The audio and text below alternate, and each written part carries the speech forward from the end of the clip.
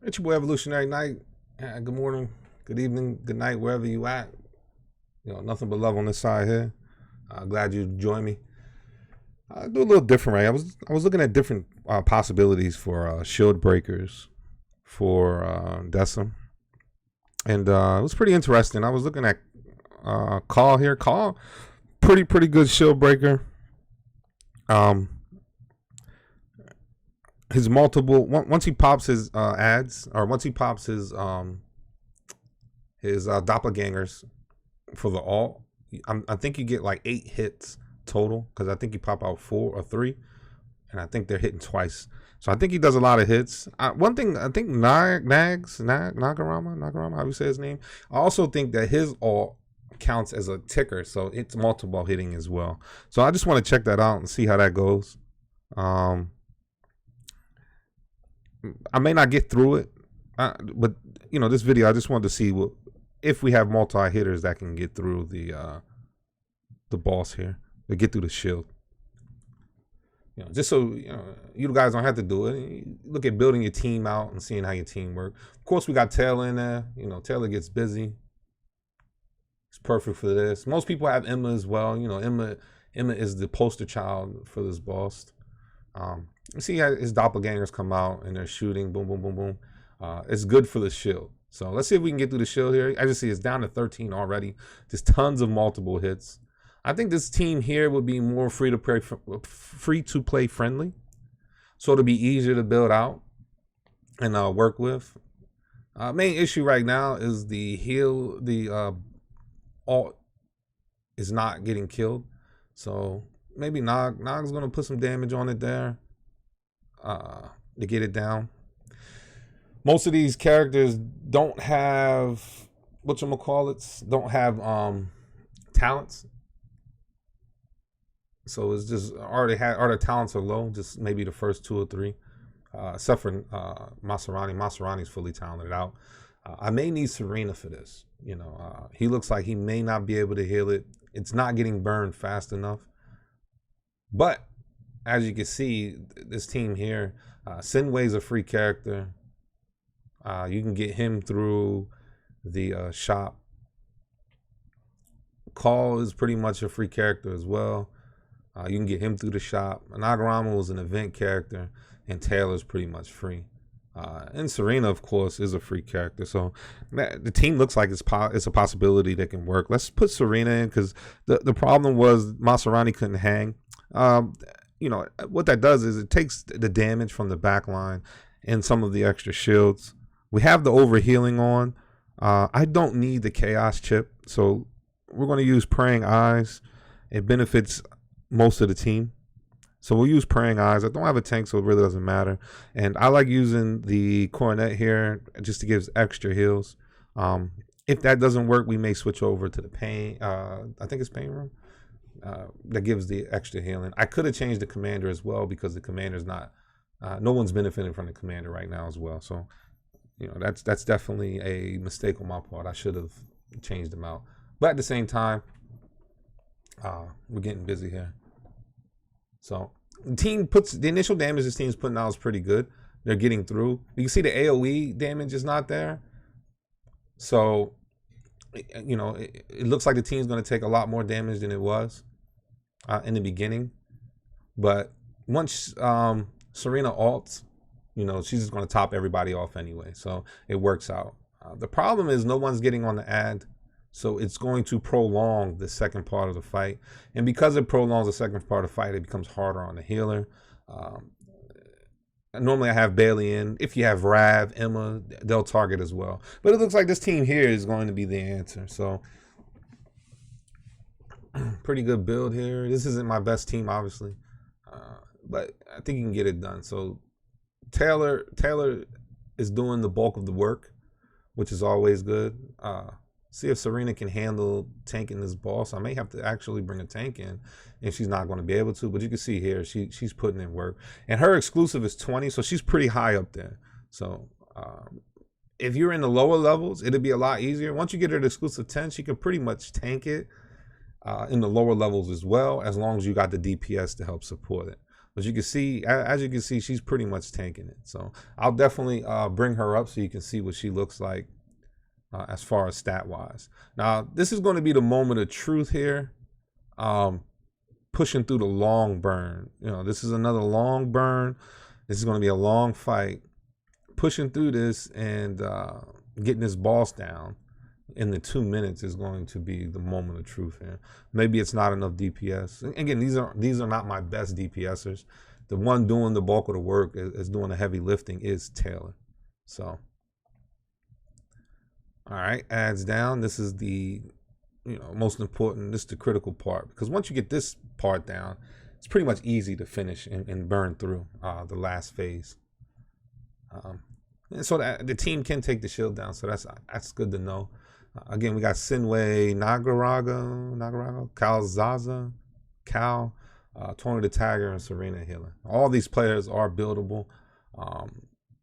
You can get copies of these characters through the shops as the game progresses over time. So a very buildable team, in my opinion. This takes a little more time.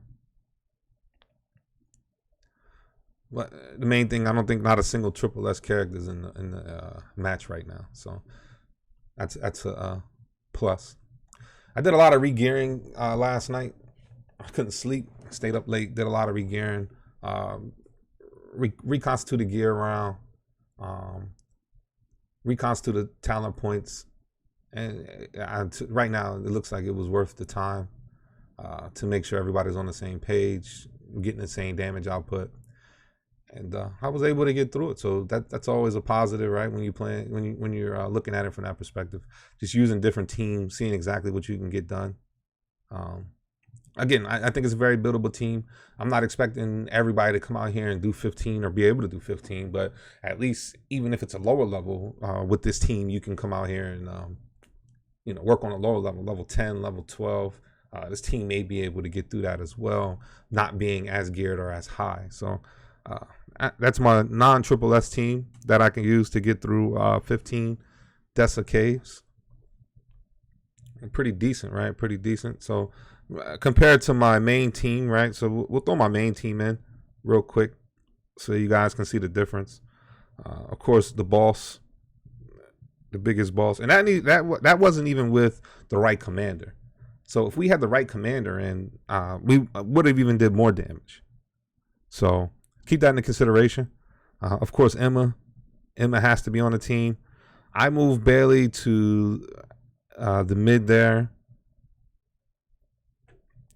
Maserani just to bring more damage. So Taylor's not going to benefit from the Maserani damage, which is fine, because we're also going to provide the Hattie buff. So this is my regular team. We'll knock out the last two there just to get the dailies done. Regular team does work. I have no problem whatsoever with getting this done. As you can see, it's just, you can count down basically 3, 2, 1, and they get through it. It's a lot less stress on Maserani. Because it's a lot less stress, he can actually heal through it without any problems. And he's giving bonus damage to my guys. You can see Bailey jumps directly to the ad. That's the big bonus of having Bailey. Adds down completely, makes the fight 1,000 times easier and a lot faster and a lot more convenient. I guess some of the people that you can use to change that up is Rav. I think Rav, you can go manual and Rav will actually hit the ad. It'll be more beneficial. Anybody with AoE would hit in that area. But you see, he didn't even get his jump off, his jump attack. He got burned so fast. Now we're going to put in work in the back line. I finally got Emma in a gluttony set. So she's doubling damage right there. Back to back, just insane ults there. He's almost at 3/4 when he comes back up. So that's how much, that's how much push we have with this team. So we got the Hattie buff going out. He actually has 3 on Bailey right now, 3 stacks. So Bailey's damage is up there doing work. All right, we're going to burn through this and finish up. If you notice my Taylor's doing as much damage as my Emma. We'll look at the stats and stuff on there, and I'll show you the difference. If you hear that ding-a-ling in the back, that's my cat. That's Eclipse running around. So I apologize. She's in a good mood today, it sounds like. All right, so that's my Deesa Caves. Real quick, we'll take a look at Emma. And I crashed. Let me hop back in real quick. My tablet, I apologize. We get to the end, and you know what I mean? And I don't edit, so I apologize ahead of time. I'm not editing videos yet. I'm not that big on here yet. I you know, if it picks up, then I'll start editing and doing all the fancy stuff. But, you know, right now, just, you know, raw and uncut, giving it to you as is. All right, so this is my Emma, 60K damage there. HP is a little lower. Want to get that HP up. Main focus, though, attack. Everything else is everything else. Attack speed plus 250. That's going to give you the bonus damage. We got attack, and attack, right? The subsets, attack as much as possible, 7.2. Do not have a gluttonous attack chest, so I had to sacrifice there. And then it didn't have attack on the pants. So again, had to sacrifice to get the extra 250. But you see the damage she's doing. Not having a substat. The main thing is having 150% from these three here. Again, the 50% is big. All that is a plus. Not having attack on the substats obviously does hurt. Getting her up over 70, 80%, 80K attack, you know, definitely is going to give her more damage. Right now, her exclusive is at plus 20. All right. And then let's look at Taylor, aka Tony, right? So we seen he was doing similar damage. And he wasn't even a backline getting the buff. She was getting the Maserati buff. So we have 39.7 attack. We have 66.3 crit damage. And we have 63.2, crit damage and crit rate. So, and his exclusive, I just got to 19. This is a very impressive hero. And he can be used just about any and everywhere, right? So he's just like Emma. He provides almost the same as Emma. You see the damage in that particular with the gear and where they're at. A pretty similar damage. Could, you know, and maybe I need to get Emma's attack higher. 70, 80%, 80K. Working on it. I'll get there eventually. But right now, Taylor's putting out with that crit damage and crit rate we have it at. Taylor's doing work. Check out my healers real quick. 1.5 mil health. Then we have her in the abundant set right here. Got her a nice 4-piece. And then I didn't have HP gear to give her on the helmet and shield, so we had to go with defense. It gives her a little more survivability, but you know, you want to put HP on every sub piece that you can get. I sacrificed a little more HP for the 35% healing. So you have to balance out to figure out what you're going to get more out of. And I'm getting more heals out of having 1.5 mil health, missing a chunk of health to get the abundant set. Once I get that up to 2.5 million heals plus the abundant set, she's just going to be a monster. This is where her exclusive's at, plus 23. Maserati, who is leveled way lower, has a lot more work to do. 1.9, he's in full HP. You know, HP on the substats as much as possible. 8%, 6.8. Don't have it here, but we're sacrificing, right? We need the gloves having 50%. So getting a 7.2% versus 50%, you know, that sacrifice is worth it. Same thing here. And if you have a choice with HP and you have a piece that has damage reduction on it, you definitely want to put that on your healer. Reducing damage that your healer take, obviously going to make your healer have more survivability. So HP damage reduction, critical, right? And on your main stats, your percentage stats, you always want to put that plus 50%. Okay. All right, that's the video. That's where we're at with the caves. A nice little free-to-play team. Not necessarily free-to-play, but a team that you can actually build out over time in the process of free-to-play. I think that team is real decent and will get you through the caves.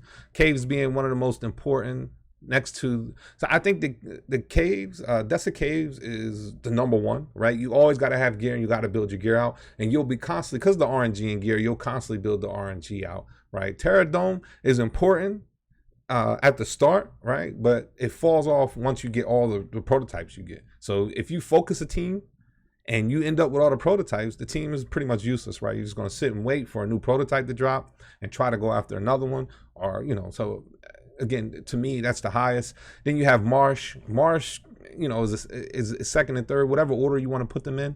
Having a commander is critical, right? But again, once you get, commander is going to be the RNG, right? So it's definitely in second, because at some point, Terra Dome is going to fall off for you, right? You're going to get all the prototypes. You're going to be fully stacked on prototypes. You're not going to need any more unless they drop new ones, right? So once you're finished with Dome, then you got to go on the Marsh, because the commanders are always getting the RNG just like the gear. So, I mean, you can say they're equal, because the commander can be just as critical when you're building out your teams and you're putting these teams together.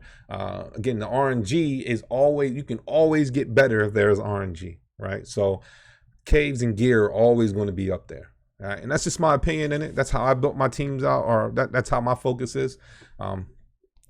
Appreciate you spending some time with me. Like, subscribe, show me some love. If you appreciate the videos, come back, spend some time with me. Peace.